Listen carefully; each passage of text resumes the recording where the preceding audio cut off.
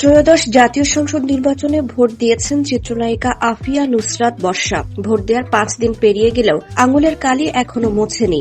আর এই স্থায়ী কালি নিয়ে এবার ধর্মীয় অনুশাসন পালন নিয়ে সংশয়ে পড়েছেন নায়িকা। তার দুশ্চিন্তা হাতের এই কালির আস্তরণের কারণে অজু শুদ্ধ হচ্ছে কিনা।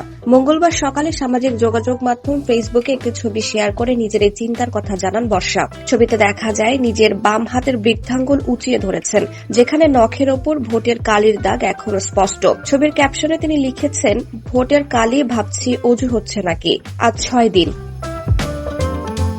আর নায়িকা পোস্টটি করার পরপরই মন্তব্যের ঘরে ভক্ত অনুরাগীরা এ নিয়ে মিশ্র প্রতিক্রিয়া ও পরামর্শ দিচ্ছেন। বৃহস্পতিবার সকালে নিজের ভোটাধিকার প্রয়োগ করেন এই চিত্রনায়িকা। ভোটকেন্দ্র থেকে বেরিয়ে চশমা পরা স্নিগ্ধ সাজে একটি ছবি প্রকাশ করেছিলেন তিনি। সেই ছবিতেও তার মুখে ছিল সন্তোষের হাসি এবং আঙুলে ছিল ভোটের চিহ্ন সহ ক্যাপশনে তিনি লিখেছিলেন, আলহামদুলিল্লাহ, আমি ভোট দিয়েছি, আপনিও ভোট দিন আপনার পছন্দের মানুষকে। বাংলাদেশের মানুষ আমরা যেন ভালো থাকতে পারি।